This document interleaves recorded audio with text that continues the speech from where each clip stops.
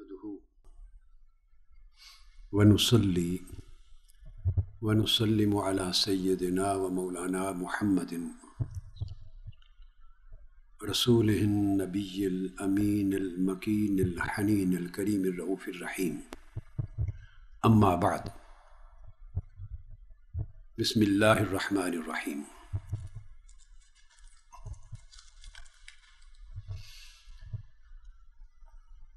معزز سامعین و ناظرین،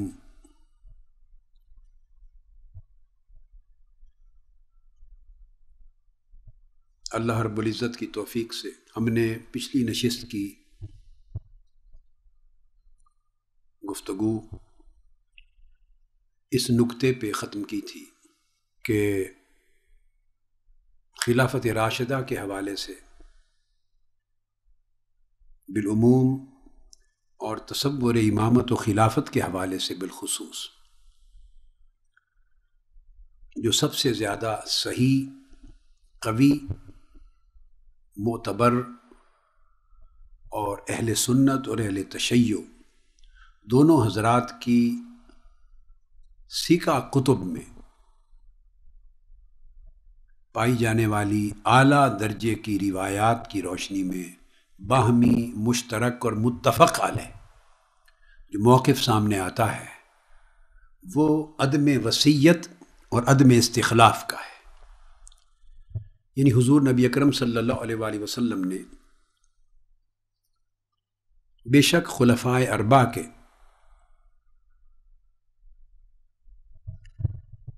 آپ کے مناقب اور ان چاروں کے فضائل اس انداز سے بیان کیے کہ ان سب کے لیے اشارہ خلافت ملتا ہے، اور وہ ہے اشارہ استحقاق خلافت کا،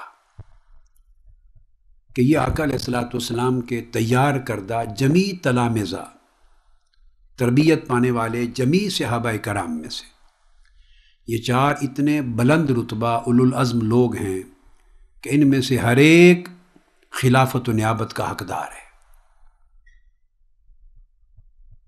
اشارہ ملتا ہے ان کے استحقاق کے خلافت کا، مگر میرے بعد خلیفہ کون ہوگا آقا علیہ الصلوۃ والسلام نے صریحاً کسی ایک کو بھی مقرر نہیں فرمایا.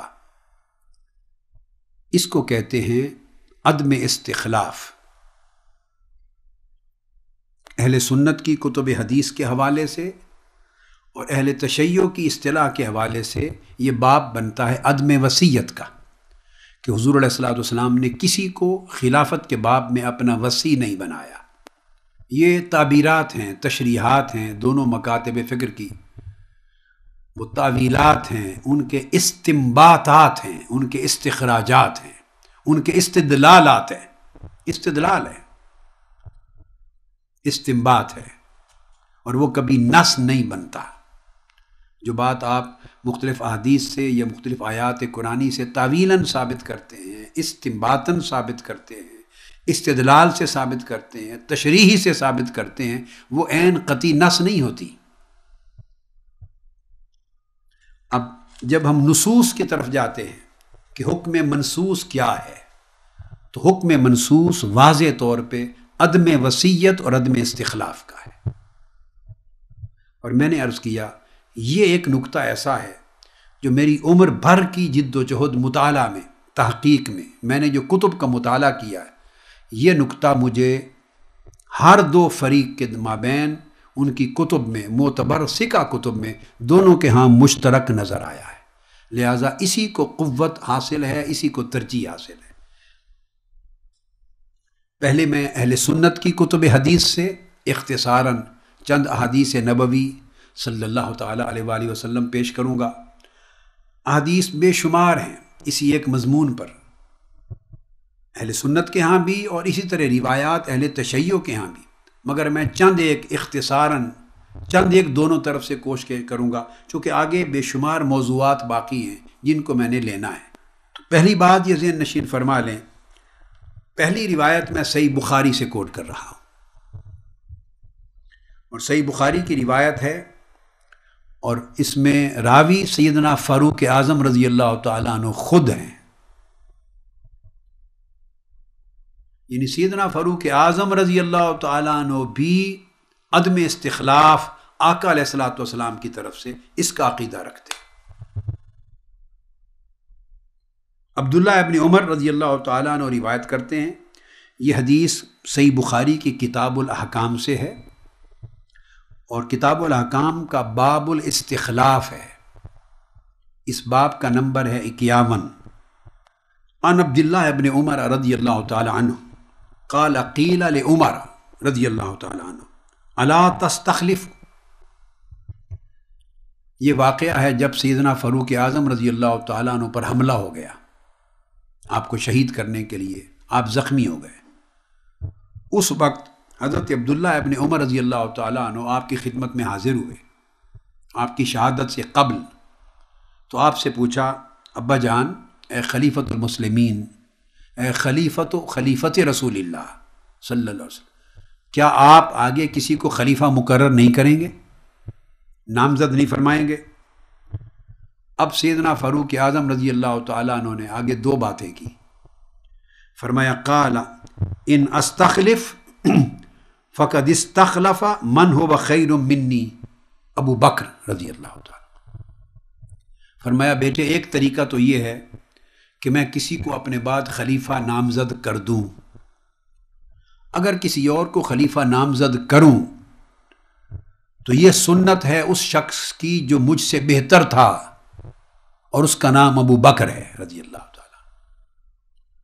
یعنی ابو بکر صدیق رضی اللہ تعالیٰ عنہ نے مجھے خلیفہ نامزد کیا تھا، تو یہ ان کی سنت ہے.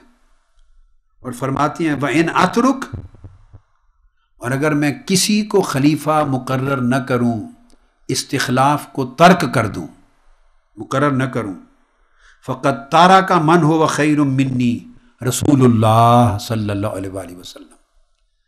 تو کسی کو خلیفہ مقرر نہ کرنا، ترک کر دینا استخلاف، یہ سنت ہے اسی ہستی کی جو مجھ سے اور سب سے اعلیٰ اور عرفہ ہیں، اور وہ محمد رسول اللہ صلی اللہ علیہ وآلہ وسلم.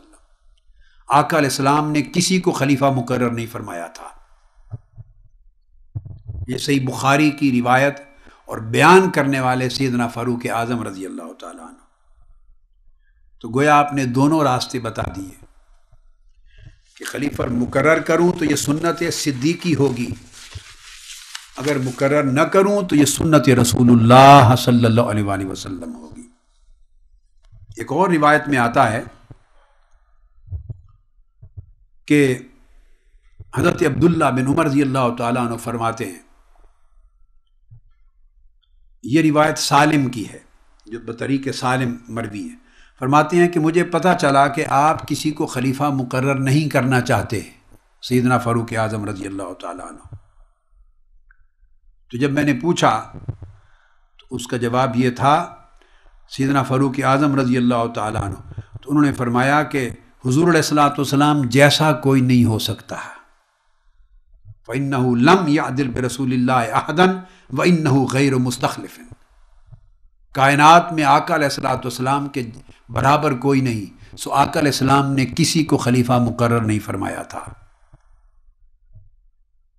اس پر الامام ابن حجر عسقلانی فرماتے ہیں کہ واضح طور پر ثابت ہو گیا کہ سیدنا فاروق اعظم رضی اللہ تعالیٰ عنہ کی ذاتی ترجیح عدم استخلاف تھا، سو آپ نے اسی طریقہ، اسی سنت رسول کو اپنایا اور کسی ایک کو مقرر نہیں کیا.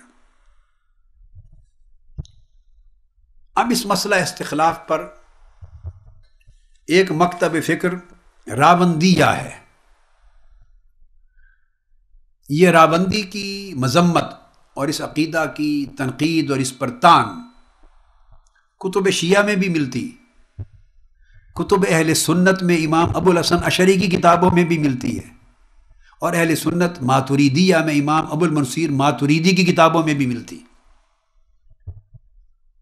امام نصفی تک، خواہ ان کی کتاب التوحید لے لیں، خواہ ان کے ادلہ لے لیں، تبصرہ لے لیں، ان تمام کتابوں میں ہر دو طرف اہل سنت اور اہل تشیع دونوں کے ہاں اس راوندی کی عقیدہ کی جگہ جگہ اگر آپ مطالعہ کریں ان کے متون کا قول ملے گا، قال راوندی، پھر اس کا رد کرتے ہیں.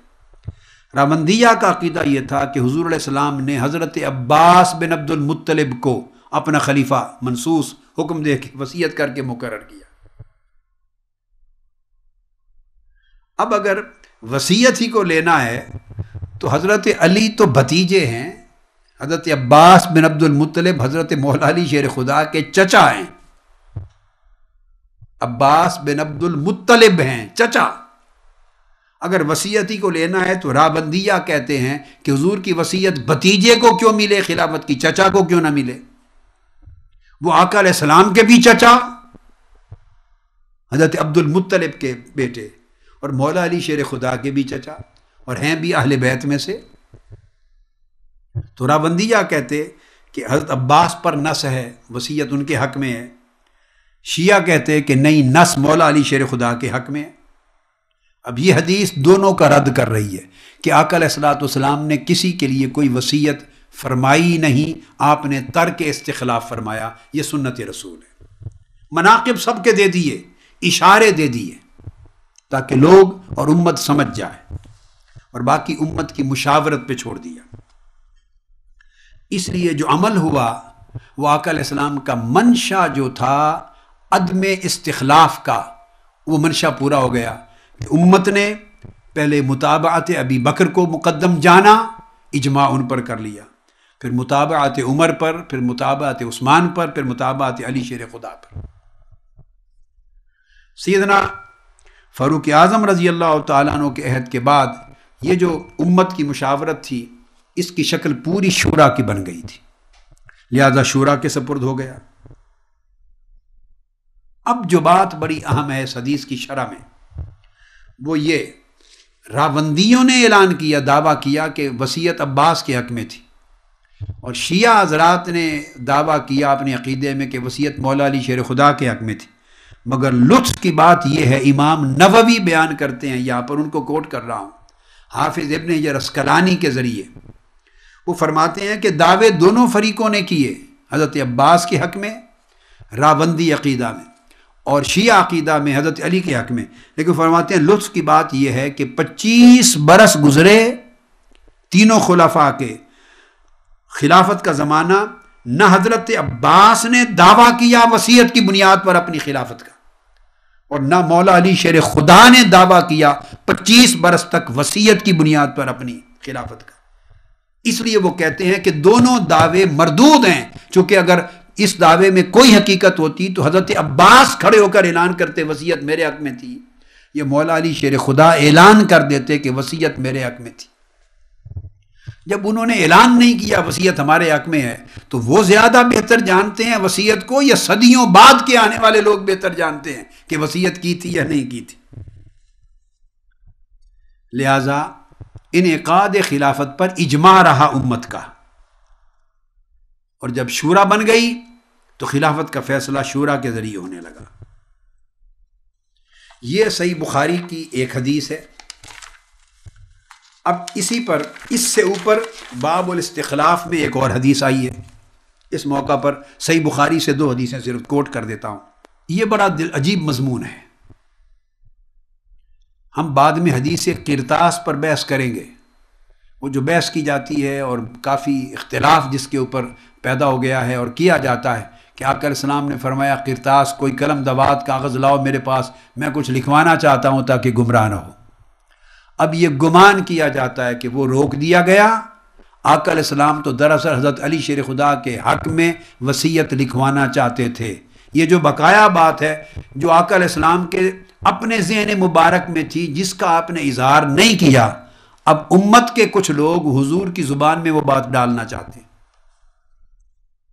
اپنے عقیدے کے لفظ ادھر منسوب کرنا چاہتے ہیں۔ جو بات آقا علیہ السلام نے فرمائی نہیں، ارادہ ترک کر دیا، پھر نہیں لکھوایا، کہا چلے جاؤ۔ اب وہ کیا لکھوانا چاہتے تھے کسی کو کیا خبر، اور وہ کوئی بناء دلیل نہیں بن سکتی، بلکہ صورت اس کے برعکس ہے۔ ایک حدیث میں آتی، وہ حوالہ بھی صحیح بخاری کا دیا جاتا ہے۔ یہاں ایک اور حدیث صحیح بخاری سے دیتا ہوں، اس میں بھی آقا علیہ السلام نے وصیت لکھوانے کا ارادہ کیا اور پھر ترک فرما دیا۔ یہ حضرت عائشہ صدیقہ رضی اللہ تعالی عنہ راوی آپ فرماتی ہیں کہ آقا علیہ السلام نے فرمایا لقد ہممت او اردت ان ارسل الی ابی بکر وابنہ فاعہد، میں نے خیال کیا اور میں نے ارادہ کیا کہ میں ابو بکر کو اور اس کے بیٹے کو بلوا بھیجوں اور ان کے حق میں فاعہد، وصیت لکھوا دوں، ابو بکر کے حق میں وصیت لکھوا دوں خلافت کی۔ یہ صحیح بخاری ہے۔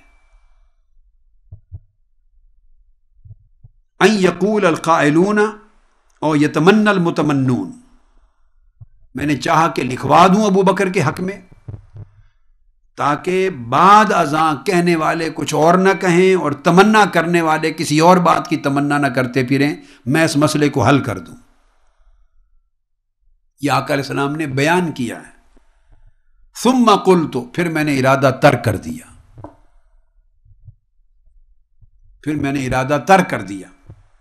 ثم قلت یأبی اللہ ویدفع المؤمنون او یدفع اللہ ویأبی المؤمنون، پھر میں نے ارادہ وصیت ترک کر دیا اس خیال سے کہ غلط فیصلے سے امت کو اللہ خود روک لے گا، اور مومن یعنی صحابہ کرام خود بھی غلط فیصلہ نہیں ہونے دیں گے، اور غلط فیصلے کو اللہ نہیں ہونے دے گا، اور صحابہ کرام یعنی میری امت کے مومن خود غلط فیصلے میں رکاوٹ بن جائیں گے۔ تو میں نے امت پہ چھوڑ دیا اور اللہ کی مشیت پہ چھوڑ دیا۔ سو سیدنا ابو بکر صدیق رضی اللہ تعالیٰ عنہ کے حق میں وصیت لکھوانے کا ارادہ کیا اور ترک کر دیا، وصیت نہیں لکھوائی اور امت پہ چھوڑ دیا اور اللہ کی مشیت اور اس کی قدرت پہ چھوڑ دیا۔ یہ دو حدیثیں میں نے صحیح بخاری سے پیش کی کہ سیدنا صدیق اکبر رضی اللہ تعالیٰ عنہ کے حق میں بھی ارادہ کر کے آپ نے پھر وصیت نہیں لکھوائی۔ اب صحیح مسلم کو لیتے ہیں۔ صحیح مسلم میں بھی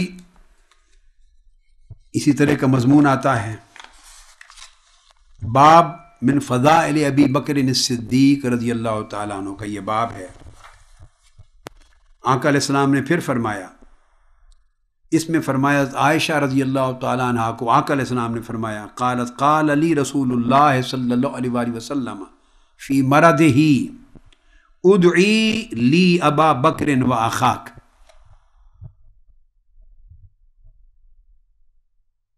اے عائشہ اپنے والد ابو بکر کو اور اپنے بھائی کو بلاؤ، میرے پاس بلاؤ۔ اس میں آقا علیہ السلام نے فرما دیا، حکم دیا، بلاؤ میرے پاس، حتی اکتب کتابا، تاکہ میں وصیت لکھوا دوں، ابو بکر کے حق میں وصیت لکھوا دوں۔ فإنی اخاف ان یتمنی متمن ویقول قائل، مجھے خدشہ ہے کہ کہیں اور تمنا کرنے والے یا کچھ بات کرنے والے یہ نہ کہیں کہ انا اولا، کہ میں زیادہ حقدار ہوں ابو بکر سے، اس کا راستہ نہ روکیں۔ پھر میں نے ارادہ ترک کر دیا۔ فرماتی ہیں آقا علیہ السلام نے پھر ارادہ حکم دے کر کہ بلاؤ ابو بکر کو اور ان کے بیٹے کو، میں کتاب تحریر لکھوا دوں وصیت کی۔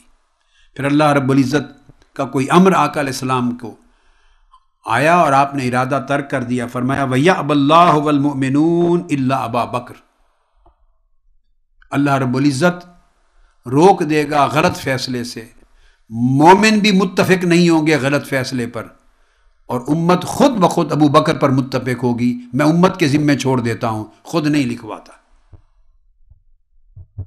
یہ صحیح مسلم کی حدیث۔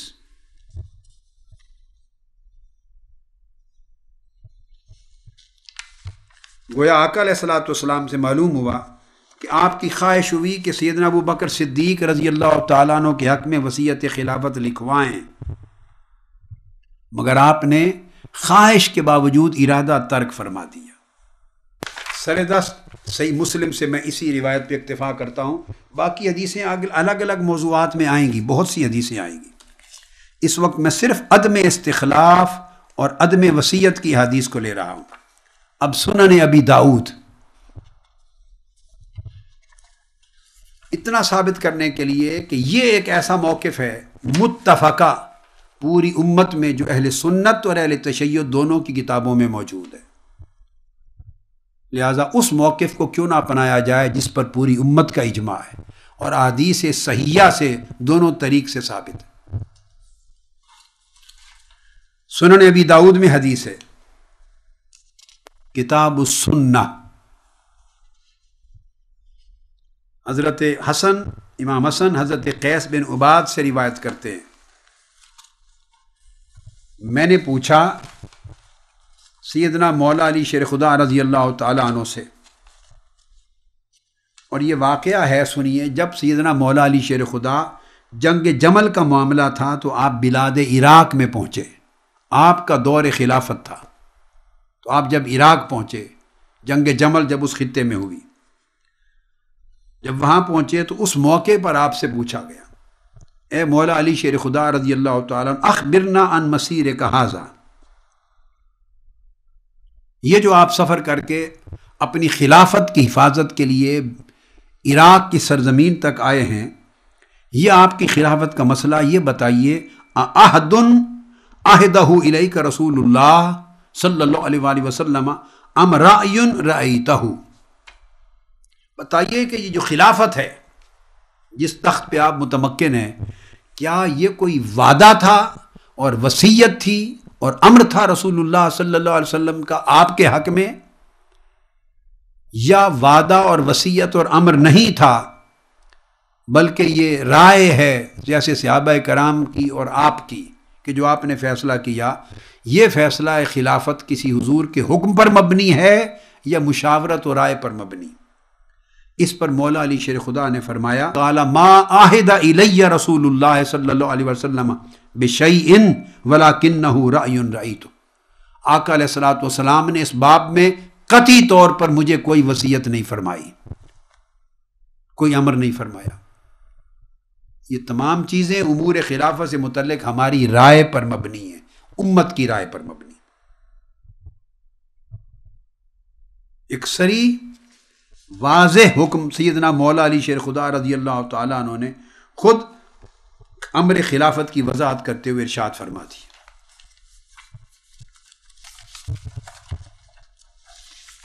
یہ ابو داؤد میں تھا. اس کے بعد اب جامع ترمذی کی حدیث لیتے ہیں. جامع ترمذی، جامع ترمذی میں باب ما جاء فی الخلفاء، باب نمبر 46 تھا اس کا، وہ چلتے ہوئے آگے پھر باب نمبر 48 آیا ہے، باب ما جاء فی الخلافہ، حدیث نمبر 2225 ہے.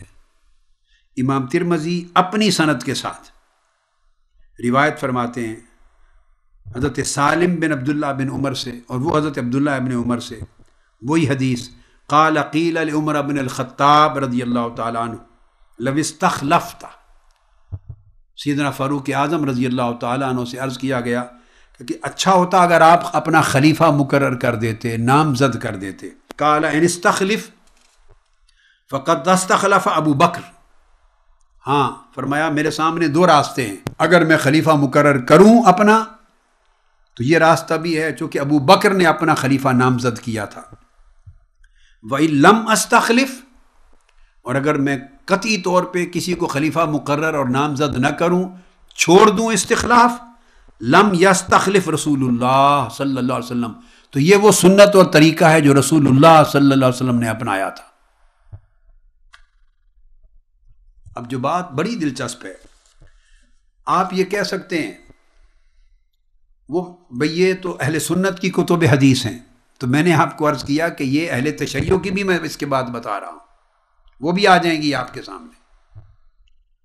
اگر آپ کے ذہن میں یہ خیال آئے کہ یہ تو سیدنا فاروق اعظم نے کہا اور صحابہ کرام کی روایات ہیں معاذ اللہ، اور ان کی ثقاہت اور صداقت پر شک ہو، تو میں ایک بات کہنا چاہتا ہوں، وہ یہ کہ جس نے روایت گھڑنی ہو اور معاذ اللہ استغفر اللہ کذب جھوٹ بولنا ہو، وہ یہ کیوں کہے گا کہ رسول اللہ نے خلافت کے لیے کسی کو نامزد نہیں کہے تھا؟ اگر کوئی غلط بات کرنی ہے تو وہ یہ کیوں نہ کہے کہ رسول اللہ نے ابو بکر کو خلیفہ نامزد کیا تھا، یہ رسول کی سنت ہے، سو میں بھی مقرر کروں گا۔ اگر کسی نے معاذ اللہ غلط بیانی کرنی ہو تو وہ کرے جس طریق پر عمل ہو چکا ہے۔ اور اگر حضور علیہ السلام کا کسی کو خلیفہ مقرر کرنا معلوم ہوتا، مشہور ہوتا، معروف ہوتا، طے شدہ امر ہوتا تو کبھی ثقیفہ بنو ساعدہ میں اجلاس ہی نہ ہوتا، کبھی خلافت کے تقرر پر بحث ہی نہ ہوتی۔ امیر منا و امیر منکم، انصار کہتے تھے ایک امیر اور خلیفہ ہم میں سے ہوگا، ایک تم میں سے ہوگا۔ یہ پوری بحث و تمہیز اور مشاورت کے بعد جا کے جو بیعت ہوئی، اس سے بڑی دلیل ثقیفہ بنو ساعدہ کا واقعہ، اس سے بڑھ کر دلیل اور کیا ہو سکتی ہے تاریخ اسلام میں کہ حضور علیہ السلام نے کسی کو خلیفہ نامزد نہیں کیا تھا؟ کیا ہوتا تو بحث ہی نہ ہوتی امت میں۔ تو سیدنا فاروق اعظم فرما رہے ہیں کہ آقا علیہ السلام کی سنت یہ کہ کسی کو مقرر نہیں فرمایا تھا۔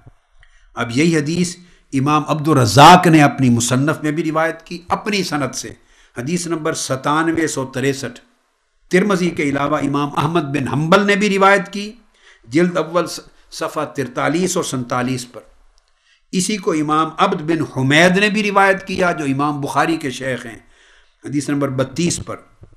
اسی کو ابو داؤد روایت کر چکے ہیں، اسی کو امام بزار نے بھی روایت کیا، اسی کو امام ابو یعلا نے بھی روایت کیا، الگ الگ طریق سے۔ یہ الگ الگ طرق اور اسانید سے یہ حدیث آ رہی ہے، اتنا اس پر اجماع ہے، اتنی شہرت ہے اس حدیث کو۔ امام ابن حبان نے یہ حدیث روایت کی نمبر 4478، امام بہقی نے روایت کیا اس کو، امام بغوی نے روایت کیا اور دیگر ائمہ نے بھی اس کو روایت کیا۔ آقا علیہ السلام نے کسی کو بجائے خلیفہ نامزد کرنے کے خلافت کی مجموعی شکل بتا دی امت کو، مجموعی۔ آقا نے فرمایا کہ میرے بعد خلافت 30 برس تک رہے گی، یہ بات بتا دی، جس کو امام ترمذی خود روایت کرتے ہیں اسی باب میں حدیث نمبر 2226۔ آقا علیہ السلام نے فرمایا، حضرت سفینہ مولا رسول اللہ صلی اللہ علیہ وآلہ وسلم روایت کرتے ہیں، قال الخلافت فی امتی 30 سنہ، میری امت میں خلافت یعنی خلافت راشدہ، خلافت حقہ، خلافت صحیحہ 30 برس تک رہے گی، کوئی غصب نہیں ہوگا، کوئی ناجائز کام نہیں ہوگا۔ ثم ملکن، اس کے بعد ملوکیت ہوگی، حکومت و سلطنت ہوگی، وہ خلافت راشدہ نہیں ہوگی۔ ثم ملکن بعد ذالک، اس 30 برس کی خلافت راشدہ کے بعد حکومت و سلطنت ہوگی، ملک ہوگا۔ پھر حضرت سفینہ فرماتے ہیں آگے تابعین کو کہ تم گنو، تو خلافت ابو بکر کو، خلافت عمر کو، خلافت عثمان کو، پھر خلافت علی کو، جب ان کو گنا فوجدناہا 30 سنہ، 6 ماہ امام حسن مجتبیٰ کے ڈال کر ہم نے گنا تو معلوم ہوا کہ ان چاروں کی خلافت 30 برس پہ جا کے مکمل ہوگی۔ قال سعید بن جمحان جو راوی ہیں حضرت سفینہ سے، تو سعید بن جمحان آگے بیان کرتے ہیں کہ میں نے عرض کیا کہ ان بنی امیہ یزعمون ان الخلافۃ فیہم، کہ بنو امیہ سمجھتے ہیں کہ ہم بھی اسی طرح خلفاء راشدین ہیں، ہماری خلافت بھی حقہ، صحیحہ اور ثابتہ خلافت ہے۔ تو حضرت سفینہ نے جواب دیا، قال کذبوا بنو الزرقاء بل ہم ملوکن، وہ خلفاء راشدین نہیں ہیں، وہ بادشاہ ہیں، حکمران ہیں، سلاطین ہیں۔ اب اگر بات یہ ہے کہ اگر کسی نے معاذ اللہ اہل بیت کے خلاف حدیث گھڑنی ہو تو وہ ثم ملکن بعد ذالک کیوں کہے کہ بعد میں ملوکیت ہوگی؟ وہ پھر آگے بھی خلافت کو چلائے، 90 برس بنو امیہ کے رہے تو 30 کیوں کہے؟ 120 برس کہے گا اگر نہیں۔ صحابہ کرام عدول تھے، حق کہنے والے تھے۔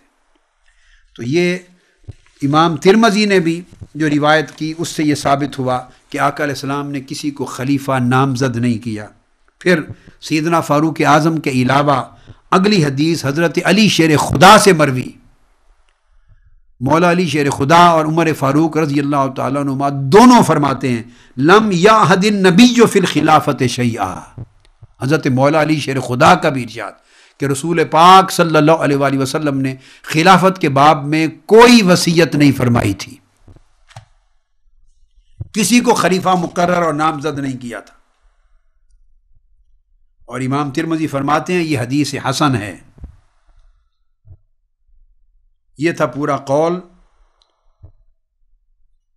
جس کو تمام ائمہ صحاح ستہ اس حدیث پاک کو روایت کر رہے ہیں اور صحابہ کرام سب کی تائید حاصل ہے. صحاح ستہ کی حدیثیں دینے کے بعد اس طرح چند ایک منتخب احادیث میں چاہتا ہوں کہ اب اہل تشیع کی کتب کی دے لیں، اہل تشیع کی کتب سے معتبر ریفرنسز دے لیں. اب سب سے پہلا حوالہ جو اس باب میں دینا چاہ رہا ہوں وہ بہت اہم ہے. وہ معروف کتاب ہے حضرات شیعہ کی، امام الطائفہ طوسی کی تصنیف. ان کا نام ہے علامہ ابو جعفر محمد بن حسن بن علی الطوسی. ان کی وفات 460 ہجری میں ہوئی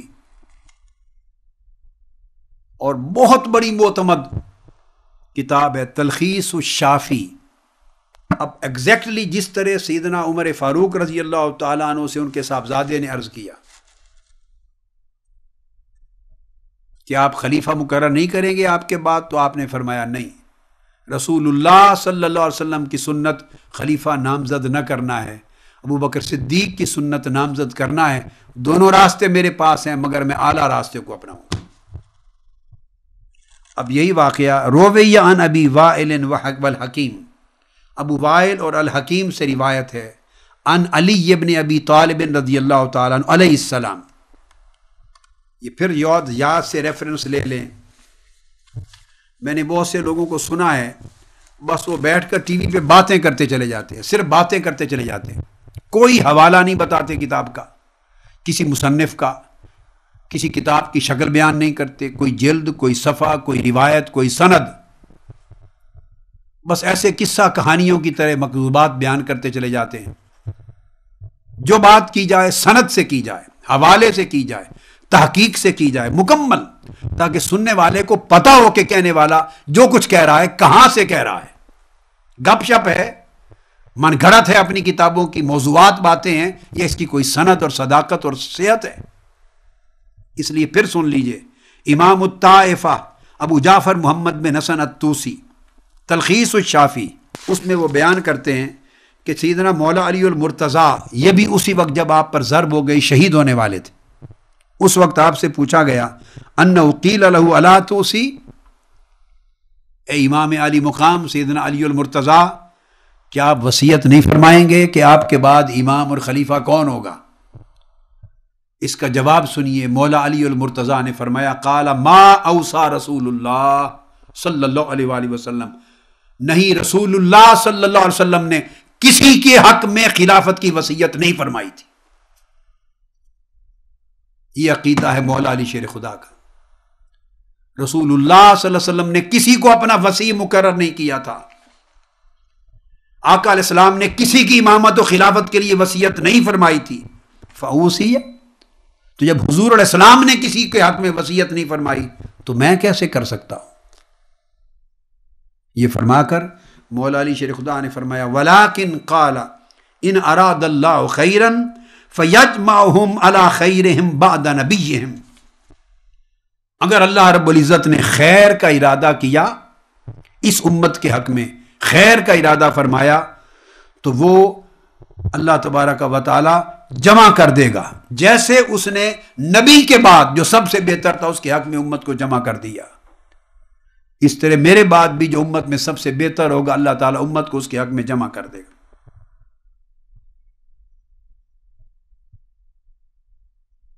پھر اس کے بعد یہ ایک اور روایت ہے جو ساکوا بن سوخان سے ہے، اسی کتاب پر دوسری روایت آئی ہے کہ جب ابن ملجم لعنت اللہ علیہ جب اس نے وار کیا سیدنا مولا علی شیر خدا پر کرم اللہ وجہ الکریم، آپ شہید ہونے سے پہلے لما ضرب علی علیہ السلام دخلنا علیہ فقلنا یا امیر المؤمنین استخلف علینا.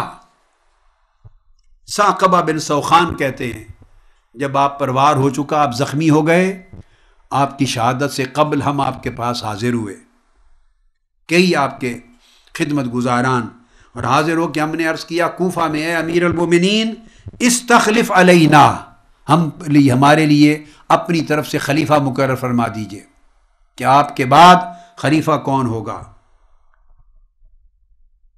قال لا، مولا علی شیر خدا کرم اللہ وجہ الکریم نے فرمایا نہیں مقرر کروں گا، وصیت نہیں کروں گا. اب یہ بات بتائیے، اگر امامت اور خلافت وصیت کے ساتھ ہوتی تو مولا علی شیر خدا نے معاذ اللہ انحراف کیا اس اصول سے یا نہیں؟ اور وصیت لازمی ہوتی نئے امام اور خلیفہ کے تقرر کی تو معاذ اللہ مولا علی شیر خدا نے وصیت ترک کر کے کتنے بڑے گناہ کا ارتکاب کیا. استغفر اللہ استغفر اللہ استغفر اللہ. بات سمجھانے کے لیے کہہ رہا ہوں، کوئی گناہ نہیں کیا. مولا علی شیر خدا کا یہ عقیدہ ہی نہیں تھا کہ کوئی وصیت کی جاتی ہے امامت اور خلافت کی، یہ بعد میں گھڑا گیا صدیوں پہلے. اس وقت مولا علی شیر خدا کو بھی خبر نہیں ہوگی کہ صدیوں بعد گھر کی عقیدہ ہماری طرف منسوب کر دیا جائے گا. آپ کے سامنے سنت رسول اللہ، سنت مصطفیٰ اظہر من الشمس سفید دن کی طرح کلیئر تھی. یہی بات فاروق اعظم کہہ رہے ہیں، یہی بات دیگر صحابہ کہہ رہے ہیں، یہی بات سیدنا علی شیر خدا کہہ رہے ہیں. اس مسئلہ پر خلفائے اربعہ سمیت صحابہ کرام اور اہل بیت اطہار میں کوئی اختلاف نہیں تھا اس بات پر کہ آقا علیہ السلام نے کسی کے حق میں وصیت نہیں فرمائی اور کوئی وصی رسول نہیں ہے اور حضور کا نامزد کردہ خلیفہ نہیں ہے، اس پر کوئی اختلاف نہیں تھا. چنانچہ آپ نے فرمایا میں وصی اور خلیفہ مقرر نہیں کروں گا. کیوں؟ آگے مولا علی شیر خدا دلیل دیتے ہیں اور یہ کتاب میں حوالہ دے چکا ہوں، وہی امام الطائفہ طوسی کی جلد 2 صفحہ 372 تلخیص الشافی. وہ فرماتے ہیں فَإِنَّا دَخَلْنَا عَلَىٰ رَسُولِ اللَّهِ صلی اللہ علیہ وآلہ وسلم حِينَ ثَقُلَ، جب آقا علیہ السلام کی طبیعت مقدسہ بوجھل ہوئی اور آپ علیل ہوئے تو ہم آپ کی خدمت میں، جب آپ کا مرض الوفات بڑھ گیا تھا تو ہم آپ کی خدمت میں حاضر ہوئے تھے اور ہم نے عرض کیا، مولا علی شیر خدا فرما رہے ہیں فَقُلْنَا يَا رَسُولَ اللَّهِ اسْتَخْلِفْ عَلَيْنَا، ہم نے عرض کیا تھا یا رسول اللہ ہمارے لیے آپ اپنے بعد کوئی خلیفہ مقرر فرما دیں. ہم نے عرض کیا تھا یا رسول اللہ خلیفہ مقرر فرما دیں. فقال لا، آقا علیہ السلام نے فرمایا میں اپنے بعد کسی کو خلیفہ مقرر نہیں کرتا. اب یہ حوالے میں سنی کتابوں سے نہیں دے رہا ہوں، وہ صحیح بخاری، مسلم، ابو داؤد، ترمذی سے ایک 2 حدیثیں بیان کر چکا. اب عین اسی کی مطابقت اور موافقت میں بنفس ہی وہی مضمون مولا علی شیر خدا کی زبان سے آ رہا ہے اور کتب شیعہ کے اندر ہے اور عام کتابوں میں نہیں ہے. 460 ہجری میں وفات ہوئی ہے، 5ویں صدی ہجری کے بزرگ ہیں امام الطائفہ جن کو کہتے ہیں امام طوسی، کہ مولا علی شیر خدا نے فرمایا میں بھی وصیت نہیں کروں گا، اور دلیل یہ ہے کہ تاجدار کائنات نے بھی کوئی وصیت نہیں کی تھی. ہمارے عرض کرنے کے باوجود یا رسول اللہ استخلف علینا، ہمارے لیے کوئی خلیفہ مقرر فرما دیں. فقال لا، میں مقرر نہیں کرتا. کیوں؟ انی اخاف ان تتفرقوا کما تفرقت بنو اسرائیل عن ہارون، اگر میں کسی کو مقرر کر دوں تو مجھے خدشہ ہے کہ تم بنی اسرائیل کی طرح متفرق ہو جاؤ گے، ٹکڑوں ٹکڑوں میں بٹ جاؤ گے. ولیکن ان یعلم اللہ فی قلوبکم خیرا اختارکم، اگر اللہ پاک نے تمہارے دلوں کو خیر پر پایا تو اللہ پاک تو تمہارے لیے خود ہی بہتر خلیفہ مقرر کر دے گا، تمہارا اجماع کر دے گا کسی بہتر خلیفہ پر.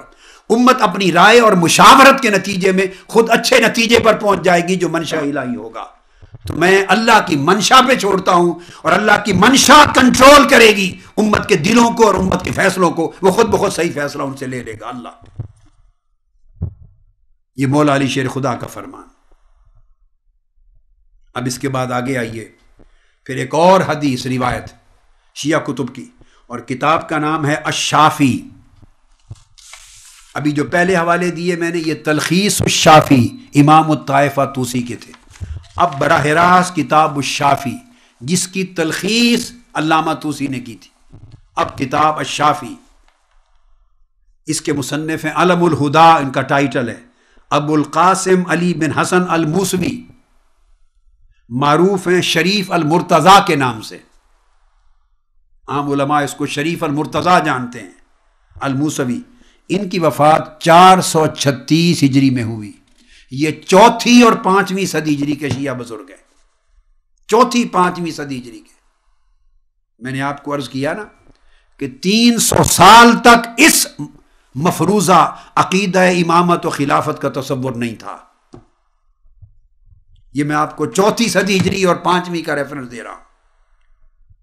شافی صفحہ 171 پہ مروی روایت ہے، عن امیر المؤمنین سیدنا علی علیہ السلام، مولا علی شیر خدا سے مروی، لما قیل لہ الا توسی، ان سے کہا گیا کیا آپ اپنی وصیت نہیں کرتے؟ جس پر مولا علی شیر خدا کرم اللہ وجہ الکریم نے فرمایا، فقال ما اوصى رسول اللہ فاوصی، آپ نے فرمایا جب رسول اللہ صلی اللہ علیہ وآلہ وسلم نے کسی کو اپنا وصی نہیں بنایا، کسی کے حق میں وصیت نہیں کی، کسی کو اپنا خلیفہ مقرر نہیں کیا اپنے بعد، تو میں کیسے وصیت کروں؟ یہ مولا علی شیر خدا کا جواب تھا۔ فرمایا ولیکن اذا اراد اللہ بالناس خیرا استجمعهم علی خیر کما جمعهم بعد نبیہم علی خیر۔ فرمایا اگر اللہ پاک نے حضور علیہ السلام کی امت سے خیر کا ارادہ کیا تو میرے بعد بھی اللہ تعالیٰ کی خیر پر امت کو جمع کر دے گا، کسی سب سے بہتر شخص پر میرے بعد بھی جمع کر دے گا، اسی طرح جیسے حضور علیہ السلام کے وصال کے بعد اللہ پاک نے سب سے بہتر شخص پر امت کو جمع کر دیا تھا، یعنی ابو بکر صدیق پر جمع کر دیا۔ آپ نے سارا جھگڑا ختم کر دیا، چکا دیا۔ نمبر 1 تو فرمایا کہ وصیت رسول اللہ نے نہیں کی، خلافت اور امامت وصیت سے طے نہیں ہوئی، اس لیے میں بھی وصیت نہیں کرتا، نہ رسول اللہ نے کی نہ مولا علی شیر خدا نے کی۔ دو باتیں ثابت ہوئی۔ خلافت کس طرح طے ہوتی؟ فرمایا اللہ پاک کے ارادہ خیر سے، کہ اللہ پاک نے اگر چاہا تو میرے بعد بھی جو امت میں سب سے بہترین ہوگا اور وہ امام حسن مجتبیٰ تھے، ان پر امت کو جمع کر دے گا، بالکل اسی طرح جس طرح رسول اللہ کے وصال کے بعد امت میں جو سب سے بہتر شخص تھا اللہ نے امت کو اس پر جمع کر دیا، وہ ابو بکر صدیق تھے۔ تو مولا علی شیر خدا نے یہ اعلان کر دیا کہ بعد از مصطفیٰ امت میں سب سے بہتر شخص جو مستحق کے خلافت تھا وہ ابو بکر صدیق تھے، اور امت ان پر جمع ہوئی، اور امت کا جمع ہونا حق تھا، اور ان کی خلافت نہ غصب تھی، نہ ظلم تھا، نہ جبر تھا۔ یہ مولا علی شیر خدا کا فیصلہ ہے۔ اب آج ان کو غاصب، جابر اور ظالم کہنا یہ مولا علی شیر خدا کے فرمان کو رد کرنے کے مترادف ہے، مولا علی شیر خدا کی تکذیب ہے، مولا علی شیر خدا کو معاذ اللہ جھٹلانا ہے۔ ایک طرف وفاداری علی، ایک طرف محبت علی کا دعویٰ، اور ایک طرف اسوہ علی کو چھوڑ کر جن کو وہ فرما رہے ہیں کما جامعہم بعد نبیہم علی خیرہم، اللہ نے امت کو سب سے بہتر شخص پر جمع کر دیا، وہ ابو بکر صدیق تھے، وہ فتویٰ دے چکے۔ تو وہ شخص محب علی ہے، اور حقیقت میں وہ شخص شیعہ علی ہے، مولا علی شیر خدا کا وفادار ہے، جو مولا علی شیر خدا کے فرمان کو سچا مانے۔ یہ فیصلہ ہے علی شیر خدا کا۔ اس کے بعد ایک اور روایت ہے،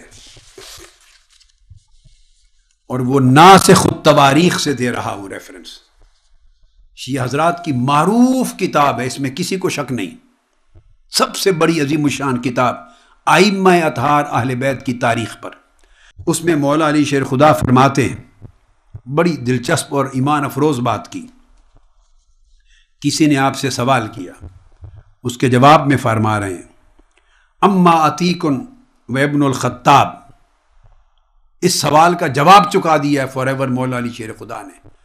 اگر عدل اور انصاف کی رتی ہو طبیعت میں تو مولا علی شیر خدا کے فرمان کے ایک ایک لفظ میں حکمت اور ہدایت کے چشمے۔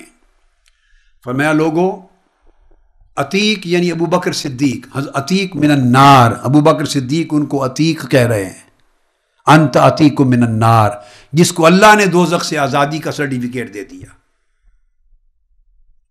وابن الخطاب، اور عمر فاروق عمر ابن الخطاب رضی اللہ تعالی عنہما، فإن كان آخذا ما جعله رسول اللہ لی. یہ سیدنا عثمان غنی، اور یہ سیدنا عثمان غنی سے فرما رہے ہیں، ان سے مذاکرہ ہوا ہے آپ کا.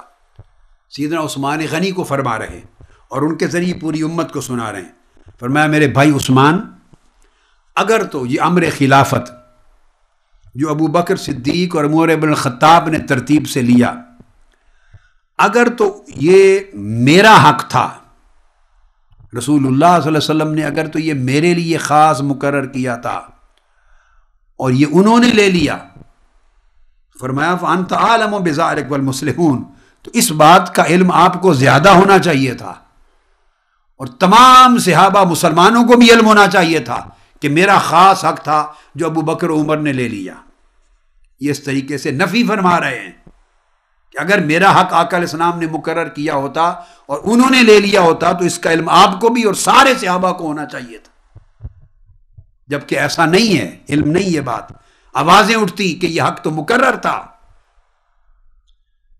اور پھر فرمایا ومالی ولہذا الامر، فرمایا اب کہ مجھے اس خلافت اور حکومت سے کوئی واسطہ نہیں ہے، میں اس کا طالب نہیں ہوں، میں اس کا حریص نہیں ہوں. اب یہ کہنا ومالی ولہذا الامر، مجھے اس امر حکومت اور خلافت سے غرض نہیں، کیسے ممکن ہے اگر مولا علی شیر خدا کو رسول اللہ صلی اللہ علیہ وسلم وصی بنا چکے ہوں اور وہ امام منصوص من جانب اللہ ہو چکا ہو، تو کیا کوئی نبی کہہ سکتا ہے امر نبوت کے لیے کہ میرا اس نبوت سے کوئی واسطہ نہیں؟ کوئی رسول کہہ سکتا ہے مجھے کیا غرض اس رسالت کے ساتھ، مجھے کیا غرض اس نبوت کے ساتھ؟ اگر امامت و خلافت اسی طرح منصوص من اللہ ہے اور اللہ کے رسول کی وصیت ہے تو مولا علی شیر خدا اس سے بے نیازی کیوں برت سکتے ہیں؟ وہ تو امر الہی ہے، نص خدا ہے، وصیت مصطفیٰ ہے. اور پھر فرماتے ہیں وقد ترکتہ منذ حین، اے میرے بھائی عثمان مدت ہوئی میں تو اس کا خیال بھی ترک کر چکا ہوں. اگر یہ منصوص من اللہ ہوتی تو کیا اس کا خیال ترک کرنا جائز ہے؟ اگر رسول اللہ صلی اللہ علیہ وسلم کی وصیت ہوتی تو اس کا خیال بھی ذہن سے نکال دینا جائز ہے معاذ اللہ. اور پھر آپ فرماتے ہیں فَإِمَّا أَن لَا يَكُونَ حَقِّي بَلِ الْمُسْلِمُونَ فِيهِ شَرْعٌ فَقَدْ أَصَابَ السَّهْمُ الصُّغْرَى. اور دوسری صورت یہ ہے، آپ فرماتے ہیں کہ اگر یہ خلافت، یعنی دو ہی پاسبلٹیز ہیں، یہ کہ اگر رسول اللہ صلی اللہ علیہ وسلم کے بعد خلافت صرف میرا حق نہ تھا بلکہ سارے مسلمان اور صحابہ اس میں برابر حقدار تھے، شریک تھے. اور دوسرا امکان فرماتے شریک تھے تو فرماتے ہیں اس صورت میں کہ پھر اگر برابر کے شریک تھے تو جس کا حق تھا اس کو پہنچ گیا. اگر یہ تمام صحابہ کا حق تھا خلافت اور صرف میرے لیے خاص نہیں کیا گیا تھا تو جس کا حق تھا اس کو پہنچ گیا. اور اگر یہ میرا حق تھا وَإِمَّا أَن يَكُونَ حَقِّي دُونَهُمْ، اور اگر کوئی یہ سمجھے کہ یہ صرف میرا حق تھا ان کا نہیں تھا، پھر بھی کوئی اصرار کرے فَقَدْ تَرَكْتُ لَهُمْ تِبْتُ نَفْسًا وَنَفَدْتُ يَدِي عَنْهُ اسْتِصْلَاحًا. اگر کوئی پھر بھی اصرار کرے کہ نہیں میرا حق تھا تو سن لو میں نے ان خلفاء راشدین کے لیے رضا اور رغبت کے ساتھ چھوڑ دی، ترک کر دیا، اور بطیب خاطر اپنا حق ان کو بخش دیا، اور صلح و صفائی کے ساتھ میں ان کے حق میں دستبردار ہو گیا. تو بولیے اب جھگڑا کس بات کا ہے؟ فرماتے ہیں اگر کوئی اصرار کرے کہ میرا حق تھا اور معاذ اللہ انہوں نے لے لیا تو میں حق ان کو بطیب خاطر خوشی سے دے چکا، رضا و رغبت سے دے چکا، خیر اور اصلاح کے لیے دے چکا اور بھول چکا، میں دعوے دار ہی نہیں ہوں. اور اگر میرا حق نہیں تھا، تھا ہی تمام صحابہ کا مشترک، جس کا تھا صحابہ نے اس کے حق میں فیصلہ کر دیا. تو دونوں صورتوں میں مولا علی شیر خدا نے مسئلہ خلافت و امامت کے جھوٹے دعوے کو رد کر دیا ہے. فرماتے ہیں اگر کوئی یہ سمجھے کہ میرا حق تھا تو فرماتے ہیں مجھے 25 سال ہوئے میں حق ان کو دے چکا، دستبردار ہو چکا، اور رضا و رغبت کے ساتھ، استصلاحاً خیر کی نیت کے ساتھ، خوشی کے ساتھ، صلح و صفائی کے ساتھ، نہ کوئی جبر ہے نہ اکراہ ہے. یہ مولا علی شیر خدا فرما رہے ہیں. اور یہ الزام کہ انہیں گرفتار کر کے لایا گیا معاذ اللہ، یہ بھی میں نے اپنے کانوں سے سنا ہے. ٹی وی پر بیٹھ کے ایسے لوگ امت میں فساد کی آگ لگانے والے بیٹھے کہہ رہے ہیں میں نے سنا. میرے تن بدن کو اندازہ کریں، ایک عجیب کیفیت ہو گئی. یہ تہمت کہ انہیں گرفتار کر کے لایا گیا. بھئی اہل سنت کی تو کسی کتاب میں درج نہیں ہے. تو اگر یہ شیعہ حضرات نے اپنی کتابوں میں گھر رکھا ہے تو اٹھا کے لے جائیں ایسی روایت کو جہنم میں. کون ہے کسی مائی کا لال جو مولا علی شیر خدا کو گرفتار کر کے لے جا سکے؟ تم نے مولا علی شیر خدا کو اتنا بزدل سمجھا ہے؟ حسن و حسین کے بابا کو اتنا کمزور سمجھا ہے؟ بنو ہاشم کو اتنا کمزور لاچار سمجھا ہے کہ مولا علی شیر خدا کو گرفتار کر کے جبر کر کے کوئی لے جائے اور وہ خلافت کے فیصلے کرواتے پھرے ان سے؟ پھر وہ نہ مولا علی رہا، نہ شیر خدا رہا، نہ علی مرتضی رہا. استغفر اللہ العظیم. لاکھ لوگ ایک طرف ہوں، تنہا مولا علی مرتضی ان سے طاقتور ہے. ہزارہ لوگ ایک طرف ہوں، اور اگر یہ ذوالفقار حیدری کے حامل علی شیر خدا میدان میں آ جائیں پرخشیں اڑا دیں. کسی کی جرات نہیں کہ کوئی ان کے ہاتھ ڈال سکے. گرفتار کرنے تو دور کی بات. اس طرح کے جھوٹے افسانے امت کو، نوجوانوں کو گمراہ کرنے کے لیے یہ مولا علی شیر خدا فرما رہے ہیں میں حق ان کو بخش چکا، رضا و رغبت سے دے چکا، خوشی سے دے چکا، صلح صفائی سے دستبردار ہو گیا. اگر یہ میرا حق تھا، اگر کا جواب دے رہے ہیں،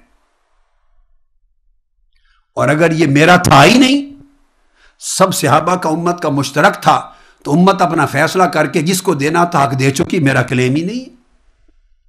تو آپ نے دیکھا مولا علی شیر خدا نے یہاں بھی وصیت کا انکار کر دیا ہے. ورنہ کیٹیگوریکلی کہتے نا کہ وہ تو وصیت تھی میرے حق میں، منصوص تھی میری امامت و خلافت، حضور یہ حق مجھے دے چکے تھے، مجھ سے چھینا گیا. جب حق چھینا جائے تو اس کو رضا و رغبت کیسی اس کے اوپر جو رسول کا دی ہوئی وصیت چھینی جائے اور اللہ کی نص کو چھینا جائے. یہ مولا علی شیر خدا کے فیصلے. اور مولا علی شیر خدا جب کیٹیگوریکلی ان تمام کتب میں فرما چکے ہیں کہ رسول اللہ نے وصیت کی نہیں ہے، اسی وجہ سے میں وصیت نہیں کرتا. آپ دیکھ لیں، کوئی ایک کتاب اٹھا کے دیکھ لیں، ابھی نہج البلاغہ آئے گی مولا، اور کتابوں میں آئے گی کہ مولا علی شیر خدا نے امام حسن مجتبی کی وصیت نہیں کی. اسی بنیاد پر کہ رسول اللہ نے نہیں کی، میں کیوں کروں؟ اور اس کے بعد ایک آخری ریفرنس ایک اور بڑا دلچسپ، اس کے بعد نہج البلاغہ پہ آتا. نہج البلاغہ پر جو تمام دلیلوں کے سب سے بڑی اٹل دلیل. اگلی کتاب پھر وہی کتاب الشافی، علم الہدا ابو القاسم علی بن حسن الموسوی شریف المرتضی کی، 436 ہجری میں ڈیتھ ہوئی، اور مطبوعہ نجف اشرف اس کے صفحہ 171 پر ہے. اور روایت کرتے ہیں حضرت عباس رضی اللہ تعالی عنہ انہ خاطب امیر المؤمنین فی مرض النبی صلی اللہ علیہ وآلہ وسلم، کہ حضرت عباس بن عبد المطلب رضی اللہ تعالیٰ عنہ نے سیدنا مولا علی شیر خدا سے کہا. یہ بات بڑی دلچسپ ہے.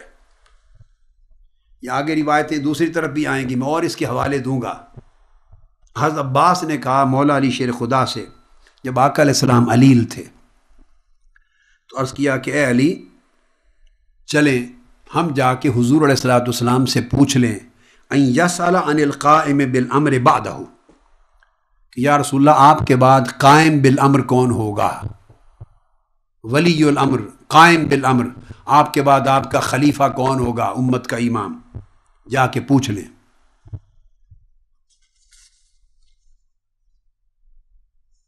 مولا علی شیر خدا کرم اللہ وجہ کریم نے کہا کہ نہیں، آپ نے نہیں پوچھنا. فرمایا نہیں جاتے. اس لیے وہ فرماتے ہیں وَأَنَّهُ امْتَنَعَ مِنْ ذَلِكَ، مولا علی شیر خدا نے ان کو روک دیا کہ چچا عباس، نہ آپ جائیں نہ میں جاتا ہوں، اور ہم جا کے آقا علیہ السلام سے یہ بات نہیں پوچھتے کہ آپ کے بعد قائم بالامر اور ولی الامر خلیفہ کون ہوگا، نہیں پوچھتے. کیوں؟ اب یہ کتاب الشافی کا حوالہ میں دے رہا ہوں. مطبوعہ نجف اشرف صفحہ 171 فرماتے اس لیے نہیں پوچھنا انہو امتنع من ذالک خوفا ان یصرفہ عن اہل بیتہ فلا یعود الیہم ابدا۔ اس نے کہا کہ چچا عباس خطرہ اس بات کا ہے کہ اگر جا کے ہم پوچھ لیں اور آقا علیہ السلام جواب میں نہ کر دیں کہ آپ ولی الامر نہیں ہوں گے، اہل بیت میں سے، میری اہل بیت میں سے، جیسے زکوٰۃ منع کر دی تھی کہ زکوٰۃ میری اہل بیت پہ نہیں ہوگی، اگر ہمیں منع فرما دیں کہ آپ میں سے ولی الامر اور قائم بالامر نہیں ہوگا، اگر حضور نے منع کر دیا اہل بیت سے تو فرمایا فلا یعود الیہم ابدا، قیامت تک پھر خلافت اہل بیت میں پلٹ کے نہیں آئے گی۔ اگر زبان مبارک سے لا نکل گیا، اس لیے خاموشی بہتر ہے، نہ پوچھیں، جو امر اللہ کو منظور ہوگا ہو جائے گا۔ یہ مولا علی شیر خدا نے بیان کیا کتاب الشافی کے اندر، یہ حکم تھا اور مولا علی شیر خدا کا یہ عقیدہ تھا اور یہ آپ کا اسلوب اور آپ کا طریقہ تھا۔ اب جو کچھ میں نے عرض کیا مولا علی شیر خدا رضی اللہ تعالی عنہ کہ یہ فرمان ان تمام کتب سے، اب ان تمام کتب کے ان فرمودات کہ آقا علیہ السلام نے کسی کے حق میں وصیت نہیں کی خلافت کی اور خاموشی اختیار کی، جو اشارے دیے وہ اشارے سب کے لیے تھے، سب کے مناقب اور فضائل تھے، تاکہ امت ان میں سے حسب حال جس کو بہتر سمجھے یہ چار ہیں ان کو مقرر کر لیں، اور جو ترتیب بنی وہ مشیت الہیہ تھی۔ جیسے مولا علی شیر خدا نے کہا امت کی اللہ نے رہنمائی کی، جس کو بہتر سمجھا سب سے بہتر اس کے لیے جمع ہو گئے۔ اب اس کی تائید خود نہج البلاغہ سے لے رہا ہوں، بڑی توجہ کے ساتھ ریفرنس سنیے۔ نہج البلاغہ میرے ہاتھ میں ہے، عدم وصیت کی بات کر رہا ہوں، معروف خطبہ ہے، اس میں مولا علی شیر خدا رضی اللہ تعالی عنہ ارشاد فرماتے ہیں اہل شام نے آپ سے استفسار کیا، اہل شام نے ان کے سوال کے جواب میں فرماتے ہیں الذلیل عندی عزیز حتی آخذ الحق لہ، میری شان یہ ہے کہ اگر کوئی کمزور شخص ہے تو طاقتوروں کے مقابلے میں کمزور میرے نزدیک طاقتور ہے، غالب ہے۔ یہ اپنی شان حیدری بیان کر رہے ہیں، حتیٰ کہ میں اس کا حق، کمزور کا حق طاقتوروں سے چھین کر اس کو دلا نہ دوں۔ عزیز فرمایا والقوی عندی ضعیف حتی آخذ الحق منہ، اور بڑا سے بڑا طاقتور اور قوی میرے نزدیک کمزور ہے، تاں کہ میں اس طاقتور سے کمزور کا چھینا ہوا حق واپس دلا نہ دوں۔ تو پہلی بات تو مولا علی شیر خدا نے یہ فرمائی خلافت کے باب میں اہل شام کو جواب دیتے ہوئے، اشارہ اس امر کی طرف تھا کہ اگر میں نے بیعت کی سیدنا ابو بکر صدیق کی اور بیعت کی سیدنا عمر فاروق کی، اور اگر میں نے بیعت کی عثمان غنی کی، تو میری بیعت کرنے کا مطلب کو یہ نہ سمجھنا کہ میں کمزور تھا یا میری مجبوریاں تھیں۔ فرمایا اگر کوئی طاقتور سے طاقتور کمزور کا حق چھین لے تو میں وہ علی ہوں کہ اس طاقتور سے حق چھین کے کمزور کو دلاتا ہوں۔ میں نے اگر بیعت کی حضرت ابو بکر کے ہاتھ پر، حضرت عمر فاروق کے ہاتھ پر، عثمان غنی کے ہاتھ پر، تو کمزوری کے باعث بیعت نہیں کی۔ کیوں کی؟ اب سنیے، فرمایا رضینا عن اللہ قضاءہ وسلمنا للہ امرہ، میں نے ان کے ہاتھوں پر بیعت کرنا اور ان کی خلافت کو اللہ کا فیصلہ سمجھا، اور اس لیے اللہ کے فیصلے پر راضی ہو گیا اور اسے اللہ کا امر جانا، اس امر کے سامنے سر تسلیم خم کر لیا۔